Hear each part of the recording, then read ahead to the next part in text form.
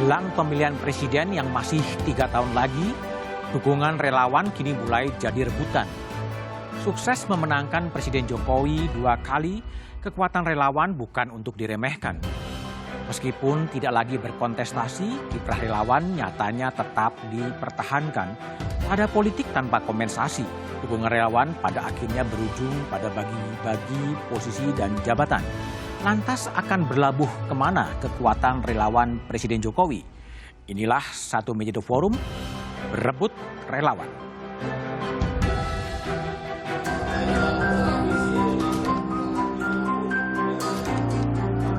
Saya menyarankan kepada para relawan untuk mengamati dulu. Jangan tergesa-gesa, ojo kesusu. Nanti pada saatnya saya akan berbicara kemana kapal besar relawan Jokowi ini akan kemudinya kita arahkan.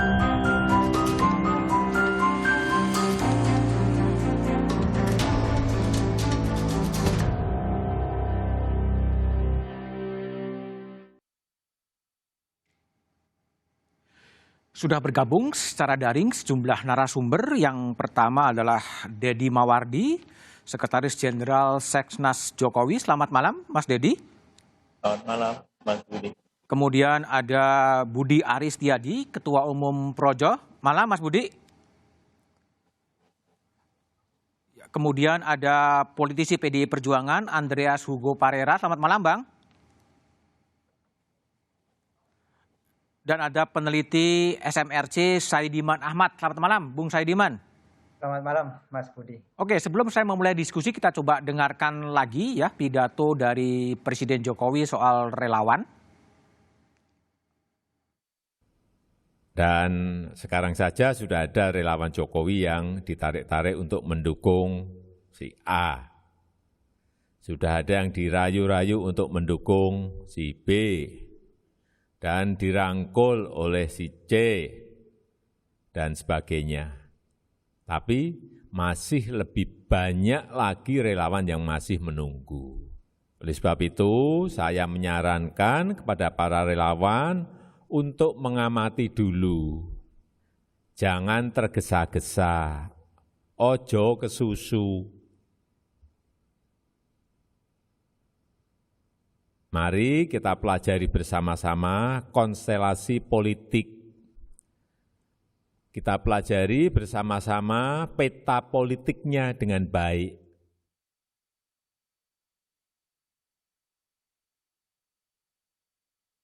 Ojo kesusu, jangan tergesa-gesa menunggu kemana arah kapal besar relawan.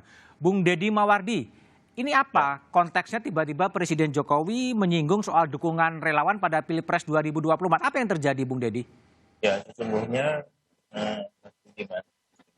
suara-suara tentang arah kemana para relawan Indonesia ini sudah. Audionya tidak terlalu jelas ya? Halo? Ya, oke, silakan. Ya, jadi arah kemana dari para relawan Jokowi ini, suara-suaranya sudah mulai terdengar. Salah satunya ada di satu forum diskusi kebangsaan yang diselenggarakan beberapa waktu yang lalu, dan kita juga menyampaikan bahwa apa yang harus dilakukan oleh relawan pada saat 2024. Jadi ada sedikit kegamangan, kemudian sedikit pertanyaan juga gitu. Sehingga akhirnya kami dari Seknas Jokowi kemudian bertanya kepada Bapak Presiden, arahnya mau mana Pak 2024 itu? Nah, pada saat Rapimnas itulah kemudian Pak Presiden menjawab pertanyaan-pertanyaan dari semua relawan Indonesia yang pendukungnya Pak Jokowi. Oke, jadi itu acaranya di Rapimnas Seknas Jokowi ya, Bung Deddy ya? Ya, betul, di Rapimnas Seknas Jokowi. Oke, kalau Bung Budi Ari sambil memperbaiki audio dari Bung Deddy, ini di Projo juga itu pesan itu disampaikan kepada Projo gitu, Mas Budi? Ya memang dinamika politik saat ini masih terlalu dini untuk membicarakan kontroversi atau kontestasi Pilpres 2024. Pak Presiden juga sudah menegaskan kita fokus pada 2 hal agenda besar, yaitu pertama mengatasi pandemi COVID-19 dan yang kedua adalah pemulihan ekonomi nasional. Betul bahwa 2024 itu adalah bagian dari proses demokrasi, sirkulasi elit politik nasional. Tapi kan tahapan-tahapannya sudah jelas, waktunya sudah jelas, pencoblosannya, pendaftarannya dan lain-lain. Dan menurut hemat kami sepakat dengan Pak Jokowi, karena itu Projo Tegak Lurus untuk terus berkonsentrasi membantu pemulihan ekonomi dan mengatasi pandemi COVID-19. Nah, nanti soal agenda-agenda 2024 kan ada tahapannya. Kita disiplin aja dengan tahapannya. Kalau pada waktunya pasti, ya kita juga sebagai relawan Pak Jokowi, relawan yang berkesadaran penuh bahwa perubahan dan agenda rakyat harus dimunculkan, diwujudkan di Indonesia, maka kita juga akan tetap berjuang dan bertarung untuk agar 2024 Indonesia tetap memiliki pemimpin yang betul-betul mengutamakan dan mewujudkan agenda rakyat. Oke, kembali ke Bung Deddy Mawardi. Sekarang memang udah ada calon-calon presiden yang coba untuk mendekati dari Seknas Jokowi gitu? Seperti Pak Jokowi katakan? Ya, tidak secara langsung ya, artinya pimpinan-pimpinan partai politik, tapi kita juga bertemu dengan beberapa orang yang dekat dengan partai politik, kemudian juga dengan para kandidat. Nah, pertemuan itu biasanya baru bertanya misalnya tentang arah Seknas ke 2024 akan kemana. Nah, kita mengatakan bahwa Seknas belum menentukan pilihan untuk 2024 ini. Kita lebih menunggu arahan dari Pak Jokowi, kemudian kita juga sedang fokus membantu pemerintah untuk mengatasi pandemi ini. Sehingga menjadi urgensinya menjadi pas ketika Pak Jokowi kemudian juga memberikan arahan pada Rapimnas Seknas Jokowi pada tanggal 12 kemarin. Begitu menurut saya. Oke, baik. Sebelum ke Bung Andreas, saya coba tampilkan terlebih dahulu profil-profil dan siapa saja yang menjadi relawan dari Presiden Jokowi. Ini adalah kelompok relawan Jokowi pada Pilpres 2019. Ya, ada klaster Bravo, merujuk pada relawan Bravo 5 yang dipimpin oleh mantan Wakil Panglima TNI Jenderal Fahlur-Razi. Itu salah satu relawan. Lalu kemudian ada klaster Cakra. Ini merujuk pada kelompok relawan Cakra 19 di bawah kendali mantan Sekretaris Kabinet Andi Wijayanto. Lalu kemudian ada juga klaster Delta. Ya, klaster Delta yang menaungi 11 kelompok relawan yang merupakan organ lama pendukung Jokowi pada Pilpres 2014, Projo, Bara JP, dan Seksnas Jokowi. Ya. Lalu kemudian ada klaster independen, ini kelompok beberapa relawan pendukung Jokowi yang relatif kecil di 2014. Ya, masih ada lagi? Cukup. Bung Andreas Hugo Pareira, apakah kemudian PDIP juga akan coba mensinkronkan antara partai politik PDIP dengan para relawan-relawan itu? Bung Andreas. Bung Andreas? Halo. Ya. Bung Andreas? Mendengar? Suaranya kurang jelas, Mas. Belum mendengar. Suaranya kurang jelas, Mas. Sorry, ya. Apakah PDIP juga akan berkoordinasi dengan para relawan Jokowi itu sendiri untuk kepentingan pemilu 2024? Oke, baik, Bung Said. Ya, di dalam 2 kali pemilu. Halo. Oke, Bung Saidiman, kalau melihat gimana potensi relawan sekarang dibandingkan dengan mesin-mesin partai politik itu seperti apa sebetulnya, Bung Saidiman? Jadi sebetulnya fenomena relawan ini mungkin dalam konteks politik Indonesia sebetulnya tidak terlalu, maksud saya ini fenomena yang baru. Fenomena baru ya?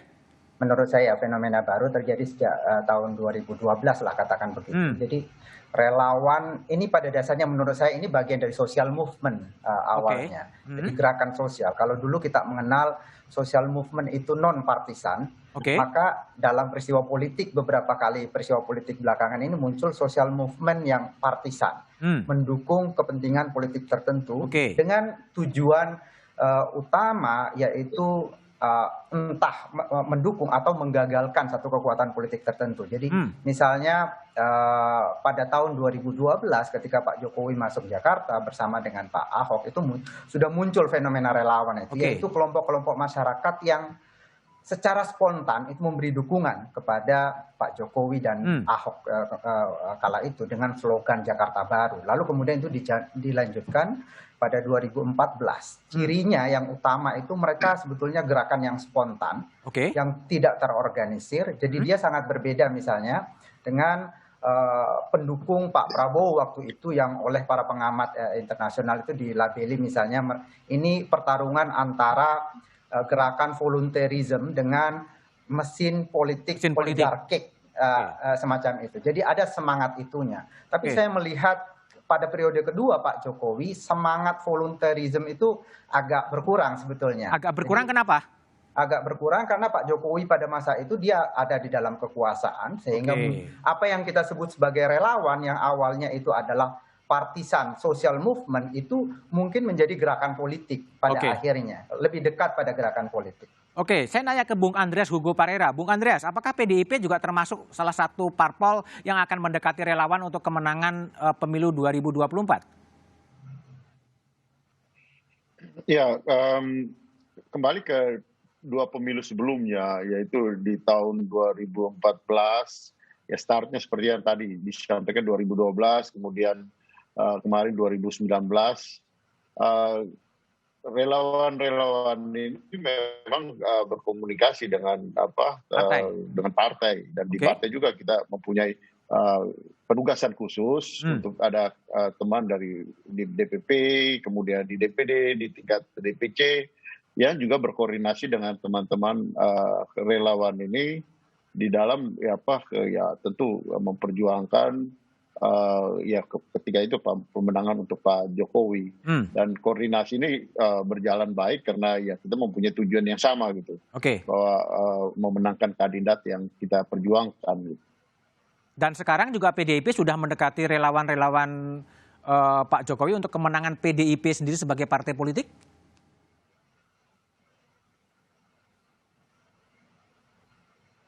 Ya, kebanyakan dari relawan ini kan kawan-kawan kami juga gitu. Mas Budi ini kan bukan orang baru, teman di PDI Perjuangan.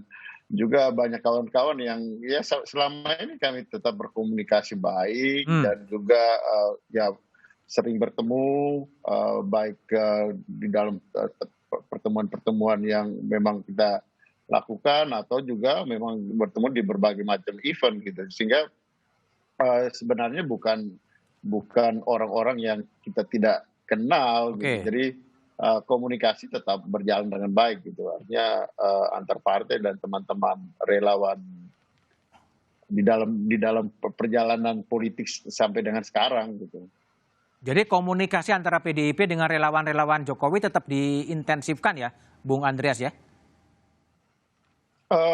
Kalau untuk menuju 2024, karena sampai sekarang kan kita juga belum terlalu tahu juga ke depan ini perjalanan atau arahnya kemana, sehingga memang untuk hal yang sifatnya spesifik menuju Pilpres 2024 ya tentu nantilah. Tapi secara perkawanan kita membangun, tetap menjaga komunikasi, dan teman-teman ini juga tetap berkomunikasi dengan kami gitu. Oke, kembali ke Bung Saidiman. Bung Saidiman, tadi Pak Jokowi kan di depan Rapim Seknas Jokowi mengatakan bahwa relawan ini kemudian sudah didekati kanan kiri oleh kelompok-kelompok kandidat presiden. Menurut Anda sejauh mana sih kekuatan dan kenapa relawan-relawan itu jadi rebutan? Tapi analisis dari Saidiman setelah jeda berikut ini. Oke.